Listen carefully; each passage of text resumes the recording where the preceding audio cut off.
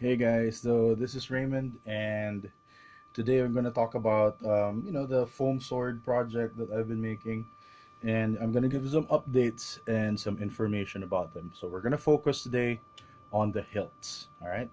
So I have different kinds of hilts, different styles, different materials, and we're going to go through all of them and talk about the pros and cons, and which ones are going to be part of the actual production and which ones are going to be offered for special orders, right? So here are the three basic kinds of hilts, right? Number one is this one. This is an all wood construction. This is basically a bolo handle that was stuck onto a foam sword. Um, that doesn't get simpler than that. This is an Ilocano style handle. I originally got the blank from one of the local furniture makers here in Antipolo. He cut me the rough horse foot shape. Um, and then I just put in all the details, made sure that it's very ergonomic. Um, right. So yeah, I really have a feeling that I undercharged for this one. Um, I'm not gonna say the price, but this is definitely not an easy handle to make, right? There was a lot of man hours that went into that, because I had to get these little details right, get the shape right, used a lot of tools to make this good. And like I said, this was patterned after an Ilocano blade. So this is basically the bolo that I kind of patterned it after. This is a very popular design in Luzon.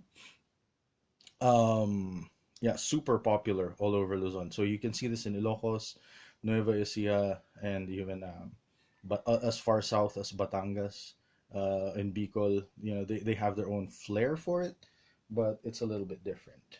All right, but it's basically the same design. Next one is the all foam construction. So, right, if you look at it on camera, it has a very cartoony look to it. It looks like a caricature of a handle. So basically, I was trying to copy the silhouette of this traditional, like Aklanon type talibong handle. The one where's the light? Yeah, where the horn of the figure is folded, right? So it's supposed to be like that. So it's basically the same silhouette, right, that I was going for. But this one is all foam. So it's the same material that the handle is, sorry, that the blade is made out of. Just make that for the handle.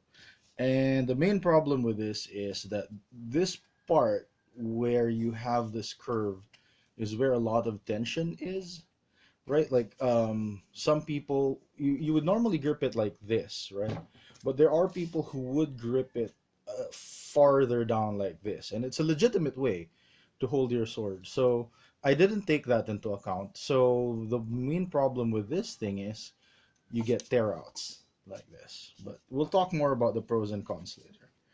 All right, and here's the last one, which is the hybrid. The middle part is basically wood. This is actually wood. Because of the quarantine, I couldn't get a good hardwood um, to go with this one. Um, but there, this is wood. Basically, I think it's a rattan. And then here, the pommel, or yeah, the pommel is still foam, right? So it's straight bit of wood with a bent part for this foam pommel. So again, it's trying to follow the same silhouette of the Aklanon Talibong a little bit.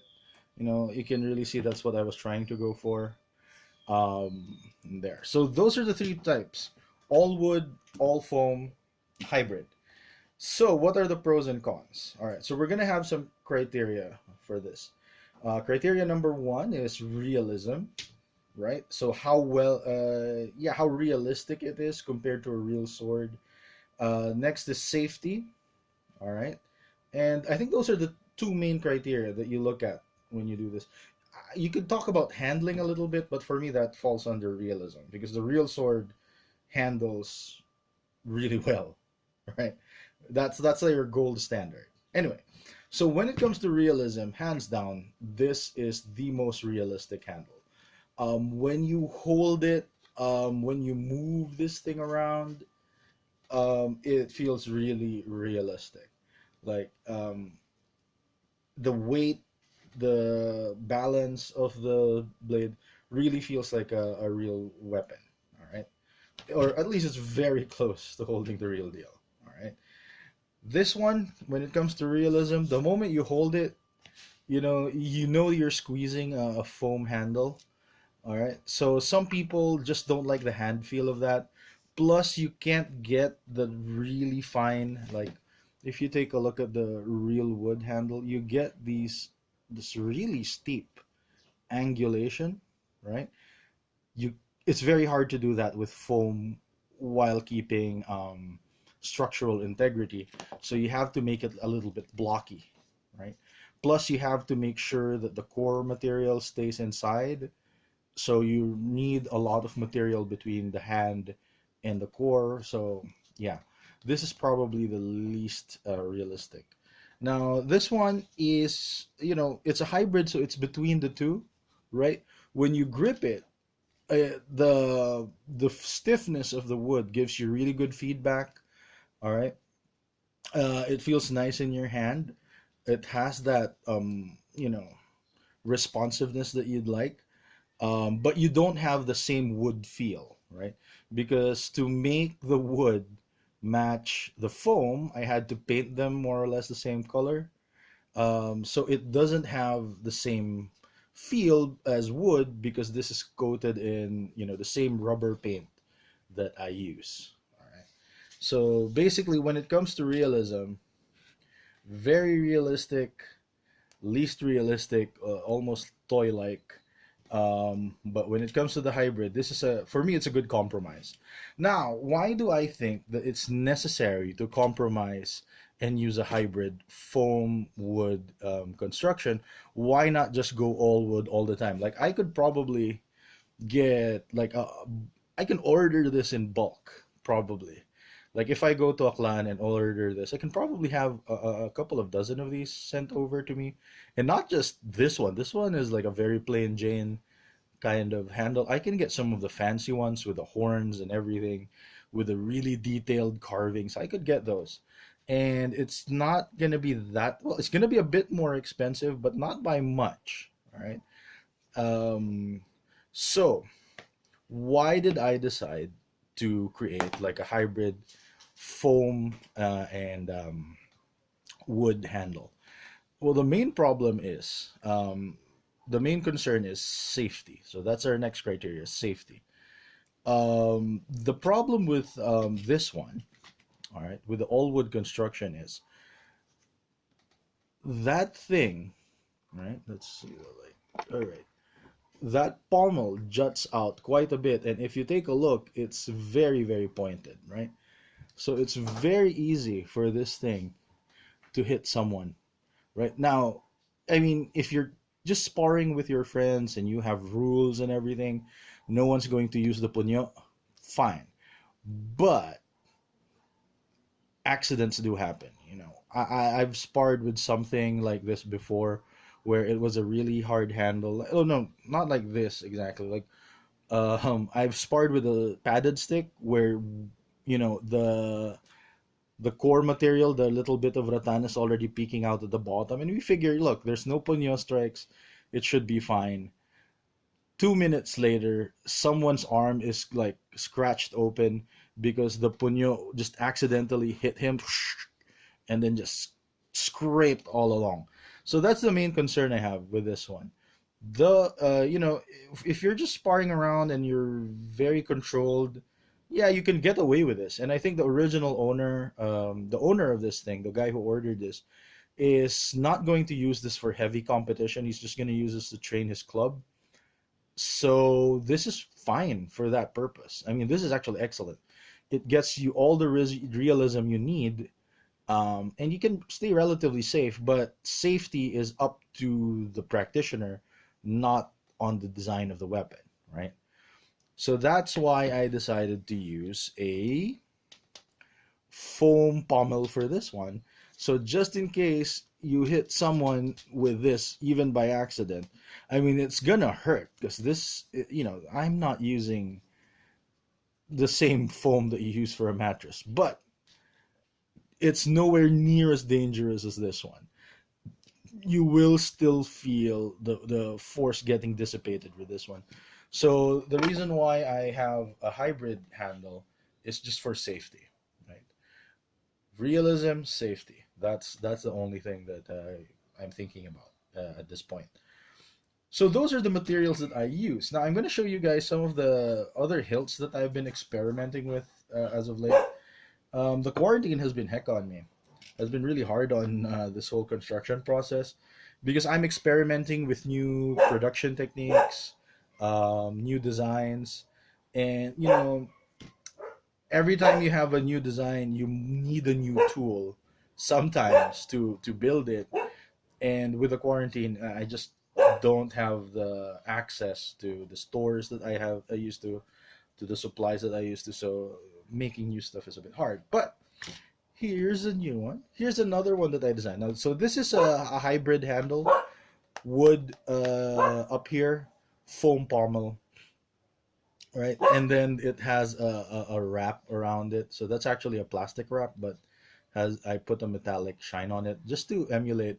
So just for those who don't know, this is trying to emulate like a Chris handle, right? With a bird beak pommel. Again, very stylized, because I made this by hand. And foam, I mean, foam can take a lot of features on, but they can get worn out really fast if you'd use it for sparring. So, anyway, so here's the main deal about this one. The main difference is, um, okay, the blade is a talibong type blade, so don't pay attention to that. I was supposed to make a Chris type blade, but I ran out of cores. Again, quarantine, I don't have access to materials as quickly, so I don't have a core to play around with. Because anyway, so there we go.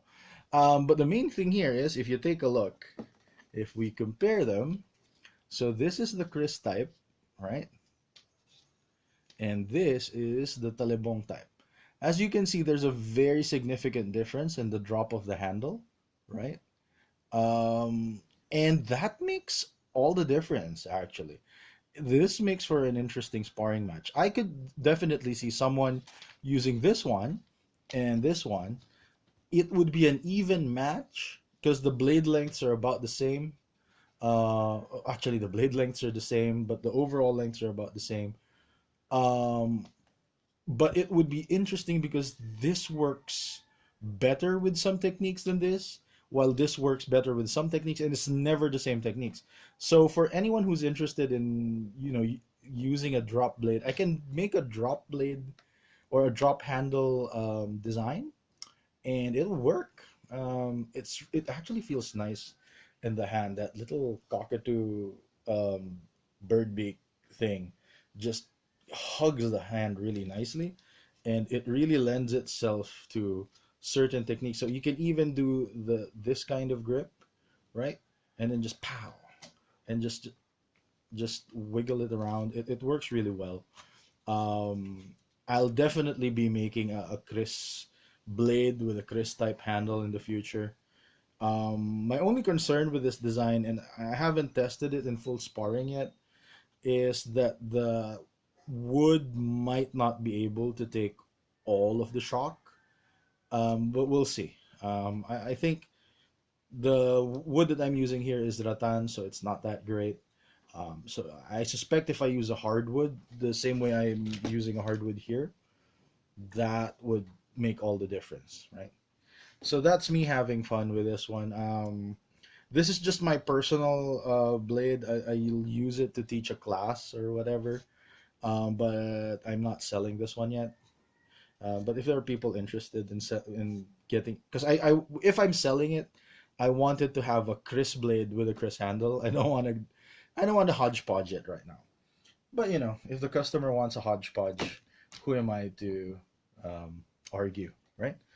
But anyway, the last one I had fun with is, this is the quarantine period, so tada, I fed my inner geek. So this is a katana handle, same rattan. This is all wood, all the way up to here, and this is what I was talking about lacking tools. I tried to put a bronze color on the guard. I just kind of sucked at it because I was using spray paints. I would have done this normally with a brush, and I would have probably gotten something like this, like metallic acrylic paint. You can get this in like any like bookstore. I got this from National Bookstore. Huh. So there we are. This I would have gotten this, not the silver but the gold version or bronze version, just to get the bronzy kind of guard. But here, I had fun with this one. I have to admit, it feeds the inner weeb in me. The handle, I just played around with this. The strap, I think, is too big, so it's really hard to get a nice tight Japanese style wrap on it. But it's a pretty good approximation. Again, this is another example. Quarantine time, I just didn't have the ability to go out and buy a good strap for this. That's why, if you notice, I'm keeping it in with some thumbtacks. I haven't glued it to the handle yet. I'm probably gonna make a fake butt cap here, you know, as a match for this one. It's gonna be a bit fake, um, fake bronze or something. I don't know. But this was fun to make. So I really think I can make katanas like this. I was even able. I don't see. Can you, wait. It's not very obvious, but I was able to copy the curve a little bit. So I patterned that thing after my boken. So this was an old gift to me. Um, on camera it looks fairly straight. It has a very, very like minor curve to it, which I tried to follow. If you do it like this, you don't see the curve, but if you do this blade to blade, then you see the curve more. Um, yeah, I was pretty happy with how this one turned out. So the next project would probably be a longsword, like European style longsword, just to round out my two-handed sword making. And maybe a two-handed panabas. I've made a one-handed panabas before, which was fun to make, but I want to make a two-handed one, which is about yay long. But we'll see. Again, I'm out of material, so this is probably my last batch until I can get more stuff after this quarantine. All right, so that was it for now. That was a bit longer than I thought it would be, but yeah, if you have any questions about the kinds of materials or what I have in the pipeline, yeah, I can talk about that on another video. All right, guys, stay safe and keep practicing.